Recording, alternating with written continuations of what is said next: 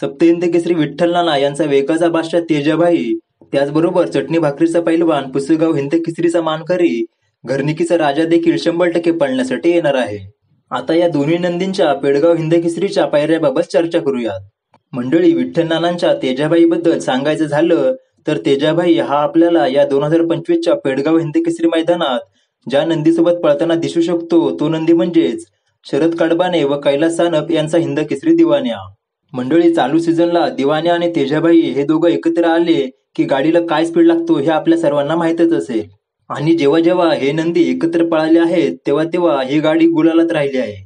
आणि त्यामुळेच तेजाभाई आणि दिवान्या ही जोड आपल्याला या 21 तारखेच्या पेडगाव हिंद केसरी मैदानात 99% पळताना दिसू शकते.